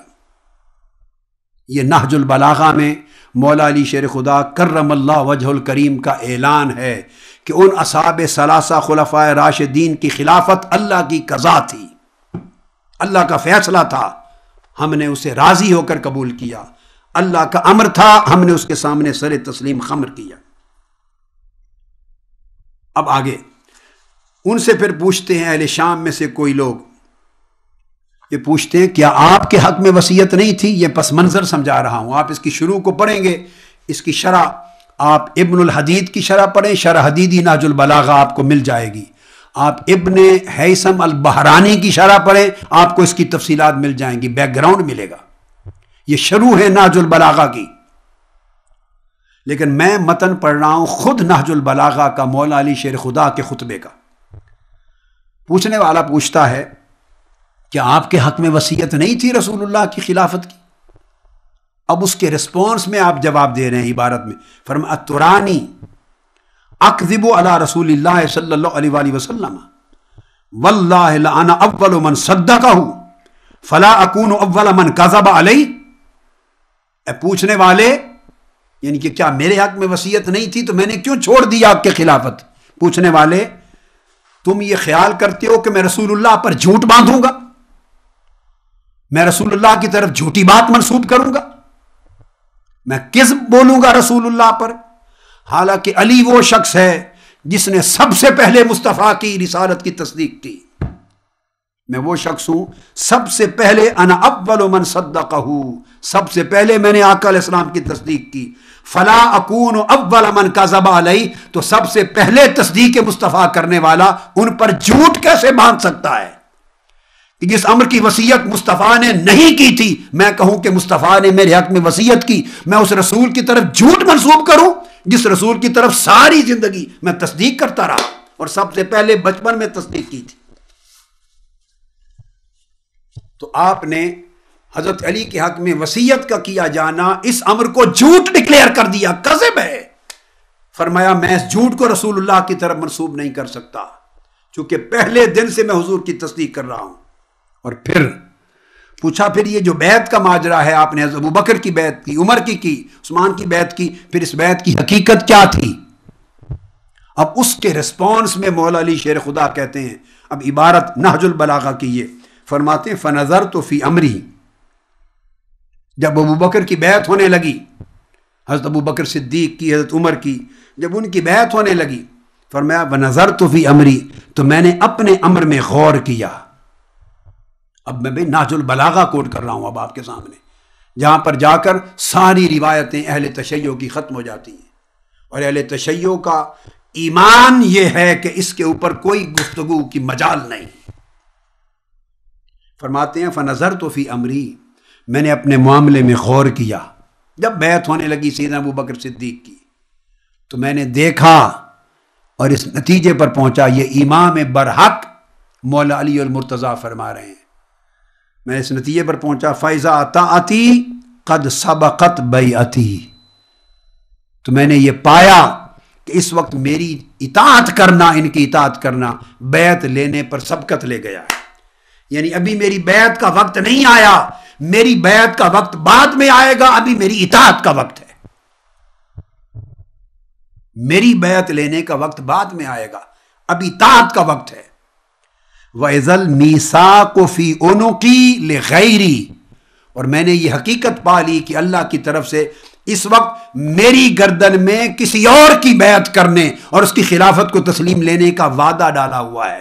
میری گردن میں میثاق ہے فی عنقی لغیری، میری بیعت اور خلافت کا نہیں، کسی اور کا. اس لیے میں نے اللہ کا امر اور اللہ کی رضا سمجھ کر سر تسلیم خم کیا اور ایمان سمجھ کر بیعت کی اور ان کی خلافت قبول کی. اب اس پوری آپ کے خطبہ مولا علی شیر خدا نے وہ سارے جھوٹے حکایتوں کا پردہ چاک کر دیا کہ انہیں گرفتار کیا گیا، ان پر جبر کیے گئے، ان کو پکڑ کے لایا گیا، بیعت نہیں کرنا چاہتے تھے، ان کے گھر پر حملے کیے گئے. یہ سارے جھوٹوں کے پردے چاک ہو گئے جو خلفائے راشدین کی عزت پر حملہ کرنے کے لیے مدتوں بعد گڑے گئے اور آج اچھالے جاتے ہیں. یہ مولا علی شیر خدا پر تہمت ہے. مولا علی شیر خدا فرماتے ہیں واللہ، خدا کی عزت کی قسم، فرماتے ہیں فنظرت فی امری. ارے مولا علی شیر خدا کے امر کو مولا علی شیر خدا بہتر جانتے ہیں یا بعد کے لوگ بہتر جانتے ہیں؟ فرماتے ہیں میں نے غور کیا اور میں نے دیکھا کہ ابھی میری بیعت کا وقت نہیں آیا، ابھی طاعت کا وقت ہے، ابھی اوروں کی بیعت کا وقت ہے. وَإِذَا الْمِيثَاقُ فِي عُنُقِي لِغَيْرِي، اور میری گردن میں جو وعدہ کا پٹا ہے وہ کسی اور کی ابھی اطاعت کرنے کا ہے، میرا اپنا وقت نہیں آیا. یہ مولا علی شیر خدا کرم اللہ وجہ الکریم کا خطبہ تھا. اب اگر کسی کے ذہن میں یہ خیال آ جائے کہ خطبہ تو بجا ہے، ہم اس کا انکار نہیں کرتے، نہج البلاغہ کا، اس کا انکار تو کر ہی کوئی نہیں سکتا، اس کے تو ایک لفظ اور حرف کا ہی کوئی انکار نہیں کر سکتا۔ ہاں یہ ہو سکتا ہے کہ جو میں نے اس کا پس منظر اور شرح بیان کی، کوئی کہے کہ معاذ اللہ یہ غلط ہے، تو میں یہ اتمام حجت بھی کر دوں، یہ تو لفظ بلفظ عبارت خود بول رہی ہے، شارح کی شرح کی ضرورت بھی نہیں۔ مگر اب جو کچھ میں نے کہا، اب میں شیعہ حضرات کی نہج البلاغہ کی سب سے بڑی تاریخ میں لکھی گئی سب سے بڑی شرح اور معتبر ترین شرح جو شیعہ کی، اب اس کی شرح کوٹ کرتا ہوں۔ شرح نہج البلاغہ جو ان کے علامہ کمال الدین میثم بن علی بن میثم البحرانی، اس کو شرح ابن میثم البحرانی کہتے ہیں، ابن میثم البحرانی، شرح نہج البلاغہ ابن میثم البحرانی۔ ان کی وفات ہوئی 679 ہجری میں، 679۔ یہ نسخہ اس کا جز ثانی، اور وہ کہتے ہیں کہ یہ جو لفظ آئے ہیں فَنَظَرْتُ فَإِذَا أَطَعْتِ قَدْ سَبَقَتْ بَيْعَتِي، وہ کہتے ہیں کہ اس کا مطلب ہے چونکہ رسول اللہ کا حکم تھا، آگے سنیے، وہ آگے بڑھ گئے، کہتے رسول اللہ کا حکم تھا۔ اب وہ اشارہ مولا علی شیر خدا جانتے ہیں، لفظوں میں بیان نہیں، شرح نہج البلاغہ میں ابن میثم البحرانی بیان کر رہے ہیں، کہ وہ فرماتے ہیں کہ میں نے غور کیا کہ آقا علیہ السلام نے مجھے فرمایا انہ کان مععودا الیہ ان لا ینازع فی امر الخلافہ، کہ معلوم ہوا ان کلمات سے کہ مولا علی شیر خدا سے یہ عہد لیا گیا تھا کہ امر خلافت میں جھگڑا نہیں کرنا، نرمی سے کام لینا ہے۔ اور فرماتے ہیں فَنَظَرْتُ فَإِذَا أَطَعْتِ قَدْ سَبَقَتْ بَيْعَتِي، اور چونکہ آقا علیہ السلام نے مجھ سے عہد لے لیا تھا تو میں اس نتیجے پر پہنچا کہ اطاعت کرنا آقا علیہ السلام کے اس عہد اور حکم کا، وہ بیعت لینے کے لیے بڑھنا جھگڑا کرنا اس پر مقدم تھا، سو میں نے حضور کے حکم کی اطاعت کی۔ اب اس شرح سے تو بات اور آگے بڑھ گئی، معلوم ہوتا ہے کہ خفیہ آقا علیہ السلام ان کے کان میں کہیں بتا چکے تھے کہ علی تمہاری بیعت کا وقت بعد میں آئے گا، پہلے اوروں کی خلافت ہوگی، جھگڑا نہ کرنا، قتال نہ کرنا۔ فرماتے ہیں حضور کی اطاعت میرے اوپر مقدم تھی، اس لیے میں نے اللہ کا امر کو تسلیم کیا۔ اس کے بعد آگے کہتے ہیں وَقَوْلُوا فَإِذَا الْمِيثَاقُ فِي عُنُقِي لِغَيْرِي، ابن میثم البحرانی کہتے ہیں کہ جو میثاق رسول اللہ صلی اللہ علیہ وسلم کا مجھ سے عہد لینا ہے، وہ کہتے ہیں وَقِيلَ الْمِيثَاقُ مَا لَازِمَهُ مِنْ بَيْعَةِ أَبِي بَكْرٍ بَعْدَ إِيقَائِهَا، اس میثاق کا اشارہ اس امر کی طرف تھا کہ جب ابو بکر کی خلافت منعقد ہو گئی اور امت مسلمان جمع ہو گئی ان کی خلافت پر اور بیعت کر لی، تو فرمایا ان کی بیعت پر امت کا جمع ہو جانا یہ میثاق تھا، اس لیے علی تمہارے اوپر لازم ہو گیا کہ تم مخالفت نہ کرو امت کے اجماع کی، تم بھی ان کا ساتھ دینا۔ سو میری ذاتی رائے جو کچھ بھی تھی، کتب میں آتا ہے، آگے بیان کریں گے ہم، کہ ذاتی طور پہ ان کا خیال تھا کہ ہم چونکہ اقربین میں ہیں، سب سے اقربا میں اعلیٰ ہیں، ہمارا حق بنتا ہے، تو فرمایا وہ خیال تھا، مگر آقا علیہ السلام کی وصیت اور حکم نہ تھی۔ وصیت اور میثاق اور عہد وہ تھا کہ جب امت کا اجماع ہو جائے تو تمہارے گلے میں اس اجماع کی اور امت کے فیصلے کا پٹا ہے۔ سو میں نے خوشی سے اس کی اطلاع اس کی، اور وہ کہتے ہیں المیثاق ما لازمہ من بیعت ابی بکر بعد ایقائہا، امت جب جمع ہو گئی بیعت ابو بکر پر، خلافت ابو بکر پر، اس کو مولا علی شیر خدا نے میثاق کہا، میں نے اس میثاق کا احترام کیا۔ اب تعجب ہے، جس میثاق کا مولا علی شیر خدا احترام کریں اور اسے اللہ کا امر سمجھ کر قبول کریں اور اللہ کا حکم سمجھ کر سر تسلیم خم کریں، اسے 1400 سال بعد کے ہنگامہ کھڑا کر دیا جائے تو آپ مولا علی شیر خدا کی راہ پہ چل رہے ہیں یا ان سے ٹکراؤ کر رہے ہیں؟ مولا علی شیر خدا اس کو کہہ رہے ہیں، اس بات کو کہ یہ اللہ کا امر تھا، رضینا عن اللہ قضاءہ وسلمنا للہ امرہ۔ اب جا کے پکڑیے مولا علی شیر خدا کو، جن کو وہ اللہ کا امر کہہ رہے ہیں اور خود ان کی بیعت کرنا اللہ کی رضا فرما رہے ہیں اور اللہ کی قضا کہہ رہے ہیں، اور سر تسلیم خم کرنا، سلمنا للہ امرہ، اللہ کی رضا کے لیے اس امر کو تسلیم کر لیا اور اس میثاق کو نبھایا اور اس بیعت کو قبول کیا۔ مولا علی شیر خدا تو اس مسئلہ بیعت ابو بکر کو اور مسئلہ خلافت صدیقی کو اس طرح حل کر کے بتا دیں نہج البلاغہ میں، اور ابن المیسم البحرانی شرح نہج البلاغہ میں۔ تو 1400 سال کے بعد آج اس کا طوفان بنانا اور ان کو غاصب قرار دینا، بھئی غاصب تھے تو مولا علی شیر خدا کہتے کہ مجھ سے غصب کر لی گئی، اگر غاصب تھے تو مولا علی شیر خدا کہتے جبر کیا گیا، ظلم کیا گیا، وصیت سے انحراف کیا گیا، وہ کہتے مولا علی شیر خدا اسے خدا کی رضا قضا کہہ رہے ہیں، اللہ کا امر کہہ رہے ہیں، خود اللہ کی رضا پہ راضی ہیں، اللہ کے امر کے سامنے سر تسلیم خم کرتے ہیں، اسے میثاق محمدی کہتے ہیں، اسے طاعت امر رسول کہتے ہیں، قبول کر رہے ہیں مولا علی شیر خدا بطیب خاطر، اور آپ آج اس امر کو غاصب اور غصب اور جرم کہہ رہے ہیں۔ تو گویا یہ مولا علی شیر خدا کا منکر ہونا ہے، یہ شیعیت علی نہیں ہے، یہ مولا علی شیر خدا کو ٹھکرانا ہے، مولا علی شیر خدا کے فرمان کو رد کرنا ہے۔ عقیدہ استوار کرو عزیزان محترم نہج البلاغہ پر، مولا علی شیر خدا کے فرمان پر، جو بات انہوں نے کہی اس پر چلو۔ اب آج کی گفتگو ختم کرتے ہوئے آخری حوالہ، باقی گفتگو اگلی نشست میں انشاءاللہ کریں گے، ایک آخری حوالہ مولا علی شیر خدا کا پھر نہج البلاغہ سے دیتا ہوں، اور پھر یہ مضمون اگلی نشست میں انشاءاللہ جاری رہے گا۔ مولا علی شیر خدا نے تو امر خلافت کی توضیحات کرتے ہوئے اسے وصیت کا امر ہی قرار نہیں دیا، اسے امر منصوص ہی نہیں کہا،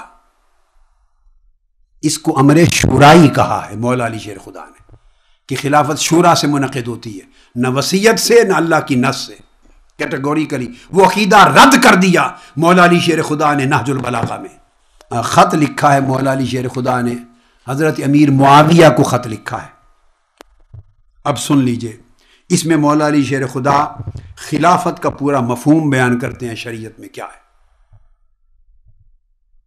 اگر اس سے ہٹ کر کوئی اور مانا تھا کہ خلافت مولا علی شیر خدا کی وصیت پر ہے، اللہ کی طرف سے منصوص ہے، تعیین نبوی ہے، تو فرض تھا مولا علی شیر خدا خط لکھتے ہوئے وہ جو حق ہے وہ بیان کرتے کہ میری خلافت منصوص من اللہ ہے، میری وصیت رسول اللہ کی کردہ ہے، اور میری خلافت و امامت تعیین ہے رسول کی، یہ لکھنا چاہیے تھا۔ بلکہ اس کے برعکس کیا لکھا وہ سنیے، وہ لکھتے ہیں انہ بایعنی القوم الذین بایعوا ابا بکر و عمر و عثمان، اے معاویہ اسی قوم نے یعنی صحابہ کرام کی اسی جماعت نے میرے ہاتھ پر بیعت خلافت کی، جیسے انہوں نے حضرت ابو بکر کی تھی، جیسے حضرت عمر کی تھی، جیسے عثمان کی تھی۔ اب الفاظ قابل توجہ ہیں کہ جس قوم نے ابو بکر، عمر اور عثمان کی خلافت کو مانا اور ان کے ہاتھ پر بیعت کی، صحابہ کرام کی اسی جماعت نے میرے ہاتھ پر بیعت کی، میری خلافت کو مانا۔ اگلا جو جملے کا ٹکڑا ہے وہ اور قابل توجہ ہے، فرماتے ہیں الا ما بایعوہم علیہ، اور اسی چیز پر بیعت کی میرے ہاتھ پر، جس امر پر، جس چیز پر ابو بکر، عمر اور عثمان و علی کے ہاتھ پر بیعت کی گئی تھی۔ یہاں دوسرے ٹکڑے میں مولا علی شیر خدا نے ان کی خلافتوں کو خلافت حقہ ثابت کر دیا۔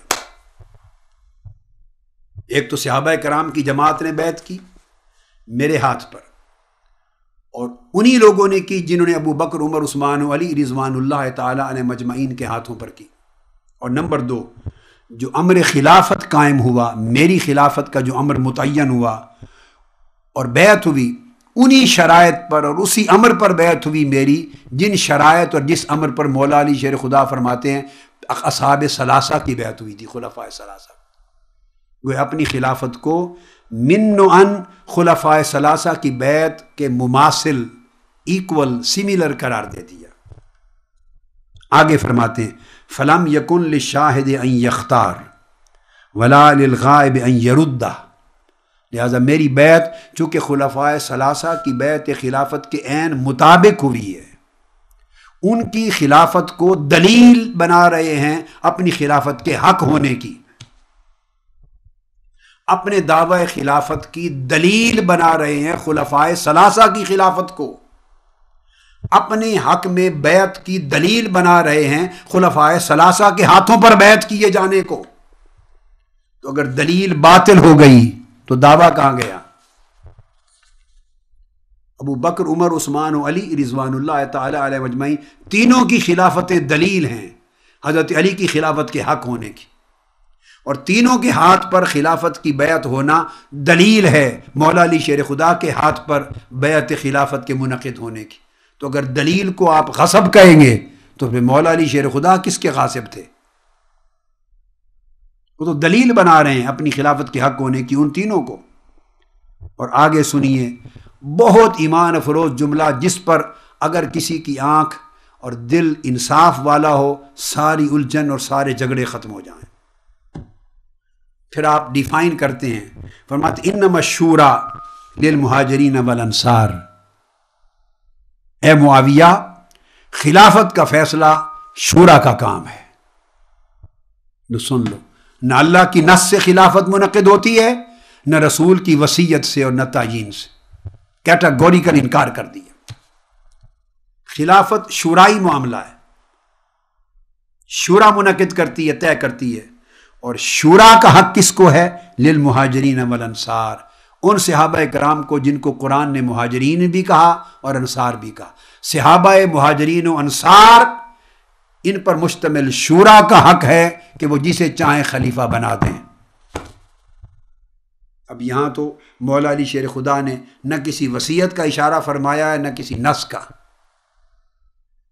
اور آخری جملہ فیصلہ کن جملہ ہے، امامت کا عقیدہ بھی صاف کر دیا ہے۔ آپ فرماتے ہیں فَإِنِ عَلَى رَجُلٍ وَسَمُّوهُ إِمَامًا كَانَ ذَلِكَ لِلَّهِ رِدًا، اگر مہاجرین و انصار صحابہ کی شورا مل کر کسی شخص پر جمع ہو جائیں، اجماع کر لیں، وَسَمُّوهُ إِمَامًا، اور اسے امام کا ٹائٹل دے دیں۔ اہل شورا مہاجرین و انصار صحابہ اگر کسی پر مجتمع ہو کر امام مقرر کر لیں، کان ذالک للہ رضان، تو اللہ کی طرف سے بھی وہی امام ہوتا ہے، وہی امام ہوتا ہے۔ آپ نے پورے عقیدہ امامت و خلافت کو جو صدیوں بعد گڑا گیا اس کو جڑ سے کاٹ کے رکھ دیا مولا علی شیر خدا نے، کلا کما کر دیا۔ کسی کو خدا امام مقرر نہیں کرتا اپنی قرآنی نصوص کے ذریعے، کسی کو رسول وصیت کے ذریعے معین نہیں کرتا امام۔ مولا علی شیر خدا نے کہا امام بنانا، مقرر کرنا، تعیین کرنا یہ شورا کا کام ہے، اور شورا مشتمل ہے مہاجرین و انصار صحابہ پر، اور صحابہ کرام مہاجرین و انصار اجماع کر کے جسے سموہ امامن، جسے امام کہہ دیں، جسے نام دے دیں کہ یہ امام ہے، وہ امام ہوتا ہے۔ اب آج عقیدہ یہ بنا رکھا ہے کہ امام بندوں کے بننے سے نہیں ہوتا، امام صحابہ کے بنانے سے نہیں ہوتا، مہاجرین و انصار اور شورا کے قائم کرنے سے امام نہیں بنتا۔ امام تو نبیوں کی طرح من جانب اللہ ہوتا ہے، اللہ کی طرف سے منصوص ہوتا ہے، امام نبی کی وصیت سے ہوتا ہے۔ مولا علی شیر خدا نے امام کے وصیت سے ہونے کو بھی رد کر دیا، امام کے منصوص اللہ کی طرف سے مقرر کیے جانے کو بھی رد کر دیا۔ فرمایا امام شورا کا کام ہے، علی رجل وسموہ اماما، جس بندے پر مجتمع ہو جائیں اور اسے امام کا ٹائٹل دے دیں، کہیں یہ ہمارا امام ہے، اس دن سے وہ امام ہوتا ہے، اور اللہ کی رضا بھی اسی کی امامت کے حق میں ہوتی ہے۔ یہ ہے عقیدہ امامت مولا علی شیر خدا کا، کہ امامت جمہوری چیز ہے، امامت شورائی چیز ہے، امامت منعقد ہوتی ہے مجلس شورا سے، اور مجلس شورا مشتمل ہے صحابہ کرام انصار و مہاجرین سے۔ That's it. سو یہ انصار اور یہ مہاجرین دونوں نے مل کر ابو بکر صدیق کے ہاتھ پر بیعت کی اور ان کو امام کہا، سو وہ امام ہو گئے، خلیفہ حق ہو گئے۔ یہی انصار و مہاجرین نے حضرت فاروق اعظم کے ہاتھ پر بیعت کی، وَسَمُّوهُ إِمَامًا، وہ امام خلیفہ ہو گئے۔ عثمان غنی کے حق میں انصار و مہاجرین نے فیصلہ کیا، سموہ امامًا، انہیں امام کہا، وہی خلیفہ ہو گئے۔ پھر فرماتے ہیں اے معاویہ بھائی جس طرح مہاجرین و انصار صحابہ اور شورا اجماع کر کے ابو بکر کو امام بناتے رہے اور وہ امام ہوئے، عمر کو مقرر کرتے رہے امام اور وہ امام ہوئے، عثمان کو مقرر کیا مہاجرین و انصار میں اور وہ امام ہوئے، تو میرا انکار تم نے کیوں کر دیا ہے؟ میری امامت میں کیا فرق ہے؟ میں بھی اسی طرح امام ہوں جس طرح ابو بکر امام تھا، میں بھی اسی طرح امام ہوں جیسے عمر تھا، میں بھی اسی طرح امام ہوں جیسے عثمان تھا۔ ابو بکر عمر عثمان کو بھی شورا نے بنایا، مجھے بھی شورا نے بنایا۔ ابو بکر عمر عثمان کے لیے بھی انصار و مہاجرین نے سموہ امامن، مجتمع ہو کر امام ان کو ٹائٹل دیا، مجھے بھی انصار و مہاجرین نے مجتمع ہو کر امام کا ٹائٹل دیا، تو میں صحابہ کا بنایا ہوا امام ہوں، وصیت اور نص کا امام نہیں ہوں۔ صدیوں بعد جا کر امام کو منصوص بنا دیا، یہ نہج البلاغہ کو رد کر دیا، یہ مولا علی شیر خدا کو رد کر دیا۔ یہ مولا علی شیر خدا کا کام تھا یا بعد کے لوگوں کا کام تھا کہ امامت کا معنی متعین کریں؟ وہ امامت کا معنی لکھ رہے ہیں۔ اب دیکھو نا، یہ بات لکھنے سے بھی حضرت معاویہ نے آ کے مولا علی شیر خدا کے ہاتھ پر بیعت تو نہیں کر لی، انہوں نے اپنی حکومت سے ودڈرا نہیں کیا، آپ کو خلیفہ اور امام نہیں مانا۔ جب یہ سارا مضمون لکھ کر بھی انہوں نے نہیں مانا تو پھر وہ سچی بات لکھ دیتے، اگر وہ سچی تھی۔ ماننا تب بھی نہیں تھا، مانے اب بھی نہیں ہے جن کو خط لکھا، تو کم سے کم وہ تو لکھتے کہ امام شورا کے بنانے سے کوئی نہیں بنتا، امام اللہ کے مقرر کرنے سے ہوتا ہے، مجھے اللہ نے اپنی نص کے ذریعے امام بنایا ہے۔ پھر یہ لکھتے کہ امام مہاجرین و انصار کا اختیار نہیں کہ سمو و امام کسی کو امام بناتے پھریں، امام رسول کی وصیت اور رسول کی نص سے امام بنا ہے۔ یا یہ کہتے کہ جس دن غدیر خم کے موقع پر رسول اللہ نے فرمایا تھا من کنت مولا ہو فعلی مولا ہو، اس اعلان ولایت کے دن میں امام مقرر ہو گیا تھا، تو جس کو رسول نے امام بنایا کس کا اختیار ہے اس کی امامت کو کہ وہ رد کرے؟ تو معاویہ رسول کے کہے پر مجھے امام مانو، تو مولا علی شیر خدا کا کام تھا یہ لکھتے۔ اگر ان تمام احادیث کا معنی یہ امامت اور خلافت کا تھا تو مولا علی شیر خدا نہ خطبے میں فرماتے ہیں، نہ خطوط میں لکھتے ہیں، نہ مجالس میں بیان کرتے ہیں، نہ اس کی وضاحت کرتے ہیں، تو آپ اندازہ کیجئے۔ تو پھر اس طرح کا تصور دے کر صحابہ کرام پہ رد کرنا اور ان پہ طعن کرنا اور ان کو غاصب قرار دینا، کس چیز کا غصب؟ مولا علی شیر خدا تو ان کی خلافت کو حق جان کر اپنی خلافت کی حقانیت کی دلیل کے طور پہ کوٹ کر رہے ہیں اور اصول بتا رہے ہیں۔ امام وہی ہے جسے صحابہ کرام کے انصار مہاجرین کی شورا امام ڈکلیئر کر دے، اور کوئی امامت نہیں ہے اور کوئی خلافت نہیں ہے۔ سو اے معاویہ، میری امامت و خلافت اسی طرح منعقد ہوئی بذریعہ مہاجرین و انصار، بذریعہ شورا صحابہ، جس طرح پہلے تینوں کی امامت و خلافت منعقد ہوئی بذریعہ شورا۔ یہ کنسپٹ مولا علی شیر خدا کا اور یہ عقیدہ نہج البلاغہ کا بیان کردہ۔ آج کی گفتگو یہاں پہ ختم کرتے ہیں۔ اب یہ مضمون حضرات شیعہ کی کتابوں سے بالکل اسی مضمون کی تفصیلات آگے انشاءاللہ اگلی نشست میں بھی یہ آئیں گی تفصیل کے ساتھ۔ وما علینا الا البلاغ۔